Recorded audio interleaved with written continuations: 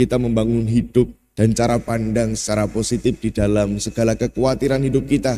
Karena Tuhan selalu akan memberikan jalan keluar, Tuhan juga akan selalu memberikan solusi-solusi asalkan kita terbuka kepadanya. Dalam kekhawatiran janganlah memutuskan sesuatu, tetapi heninglah, diamlah, dan dengarkan suara Tuhan. Kemana hatimu membawa, di sanalah suara Tuhan juga akan menuntunmu.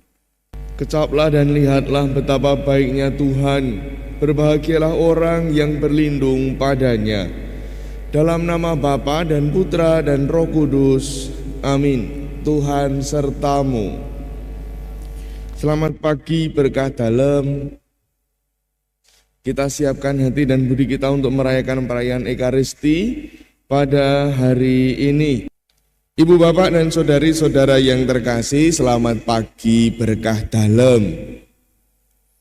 Dari bacaan yang kita dengarkan, baik itu bacaan yang pertama maupun bacaan Injil, nada-nadanya hampir mirip. Ketika merenungkan bacaan ini lalu timbul refleksi dalam diri saya, pertanyaan dalam diri saya, sebenarnya khawatir itu baik atau tidak? Kalau kemudian dalam bacaan Injil kita kemudian diminta untuk jangan khawatir, jangan khawatir, jangan khawatir. Ketika kita sudah berusaha tidak khawatir di dalam hidup, toh nyatanya kekhawatiran itu tetap datang tanpa kita minta seringkali. Lalu apakah khawatir itu baik atau tidak di dalam hidup? Tergantung bagaimana kita kemudian menyikapi kekhawatiran itu. Di satu sisi, kekhawatiran itu bisa menjadi sesuatu yang tidak baik ketika kekhawatiran itu kemudian berlebihan. Kekhawatiran yang berlebihan akan membuat orang justru semakin depresi dalam hidupnya, menjadikan orang semakin stres dalam hidupnya, dan kemudian hidupnya tidak bebas. Atau mungkin sebaliknya, karena khawatir berlebihan hidupnya tidak bebas dan kemudian menjadi stres serta depresi juga bisa. Apa yang kemudian kita alami di dalam kehidupan kita sehari-hari, terutama di masa-masa pandemi sekarang ini. Sekarang pandemi ataupun juga jumlah kasus positif semakin meningkat lagi. Ada orang yang menyikapi dengan meskipun juga mempersiapkan segala sesuatunya, tetapi lalu tidak menjadi khawatir berlebihan. Kita sungguh sangat belajar ketika awal-awal pandemi, ketika orang menjadi khawatir berlebihan, lalu yang menjadi dampaknya adalah dalam dirinya sendiri imunnya menjadi menurun. Tetapi dampaknya bagi orang lain ketika khawatir berlebihan itu diwujudkan dengan berbagai macam cara. Misalnya saja kemudian dengan berbelanja berbagai macam barang. Apa itu dulu namanya, istilahnya saya lupa.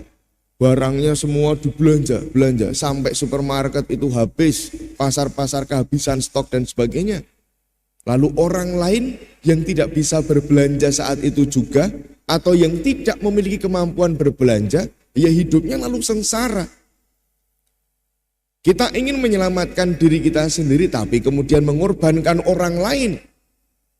Ini ketika kekhawatiran itu disikapi secara berlebihan dan menjadi sesuatu yang tidak baik atau negatif. Tetapi kekhawatiran itu bisa menjadi sesuatu yang positif ketika juga disikapi dengan bijaksana. Bukankah di dalam kekhawatiran hidup kita kemudian menjadi tahu dan sadar akan kelemahan dan keterbatasan diri kita?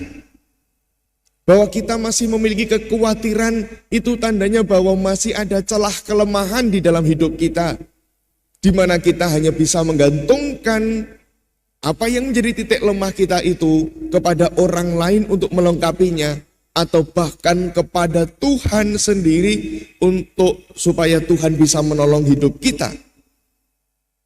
Ketika orang tidak memiliki kekhawatiran di dalam hidupnya, berarti orang ini bisa terjebak pada kesombongan di dalam hidup. Ketika Yesus sekarang bersabda bahwa jangan khawatir, jangan khawatir, jangan khawatir, bukan berarti kemudian di dalam hidup kita tidak ada kekhawatiran sama sekali. Tetapi Yesus ingin mengajak bagaimana kita menyikapi kekhawatiran itu dengan bijaksana. Bahwa di dalam setiap permasalahan kehidupan selalu ada jalan keluar, selalu ada solusi. Ketika sekarang kita kembali khawatir dan takut bahwa sekarang corona mulai naik lagi jumlah kasus positif, bahkan di mana-mana membludak, rumah sakit mulai membludak.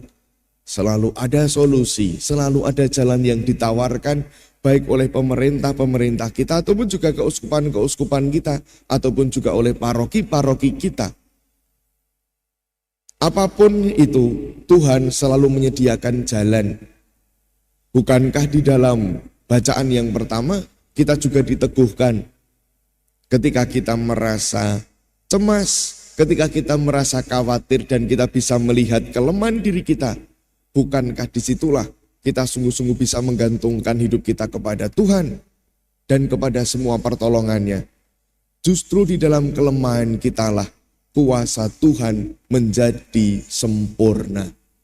Orang yang sadar akan kelemahan hidupnya, dialah orang yang akan selalu terbuka pada pertolongan Tuhan dan tidak menjadi orang yang sombong. Demikian pula orang juga akan menjadi semakin rendah hati ketika dia juga sadar bahwa dirinya tidak bisa apa-apa ketika menghadapi permasalahan-permasalahan tertentu di dalam hidupnya dan hanya bisa mengandalkan dirinya pada pertolongan yang lain dan juga pertolongan Tuhan. Maka mari saudari-saudaraku yang terkasih, kita membangun hidup dan cara pandang secara positif di dalam segala kekhawatiran hidup kita. Karena Tuhan selalu akan memberikan jalan keluar, Tuhan juga akan selalu memberikan solusi-solusi, asalkan kita terbuka kepadanya. Dalam kekhawatiran, janganlah memutuskan sesuatu, tetapi heninglah, diamlah, dan dengarkan suara Tuhan. Kemana hatimu membawa, di sanalah suara Tuhan juga akan menuntunmu. Semoga Tuhan menyertai hidup kita, kini dan sepanjang segala masa. Amin. Saudari-saudara yang terkasih, terima kasih kebersamaan kita pagi ini. Dan sekali lagi mengingatkan terkait dengan kenaikan jumlah kasus positif di sekitar kita, terutama di sekitar gereja ini, maka kita akan kembali menjalankan pembatasan untuk kegiatan peribadatan. Surat edaran sudah diedarkan kepada masing-masing lingkungan melalui ketua lingkungan. Mohon untuk bisa sungguh-sungguh dipelajari dan dipahami terkait dengan situasi akhir-akhir ini. Terkait dengan perayaan Ekaristi tatap muka akan dilaksanakan dengan pembatasan jumlah umat yang hadir. Maka semua umat nanti mohon bersabar untuk kembali membatasi diri secara bergilir untuk mengikuti misa tatap muka.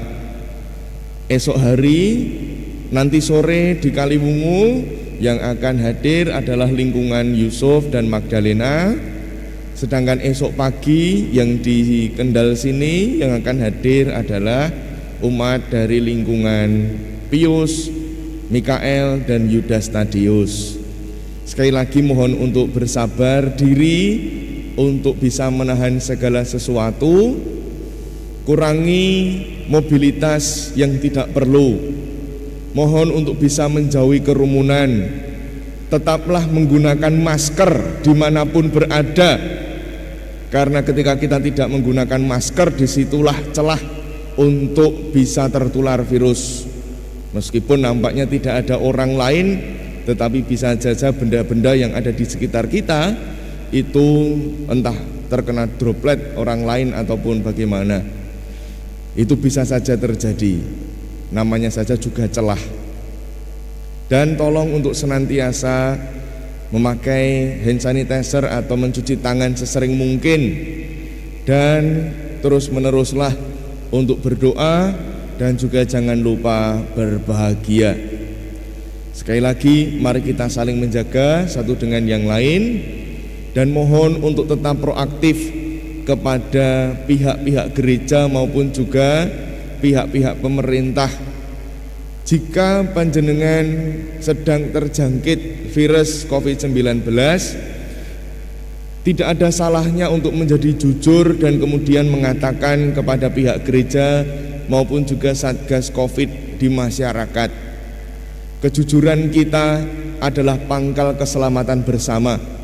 Ketidakjujuran kita adalah pangkal kehancuran bagi dunia. Maka sekali lagi mohon untuk bisa menyikapi hal ini dengan sungguh-sungguh proaktif. Demikian pula ketika ada tetangga ataupun juga saudari-saudara kita juga sedang terjangkit, mohon juga bisa dikomunikasikan baik pada pihak gereja maupun juga pada pihak pemerintah, Satgas COVID pemerintah.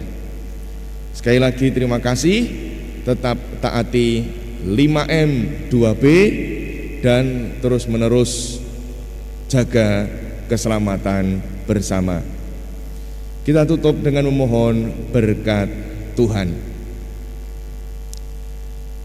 Tuhan sertamu.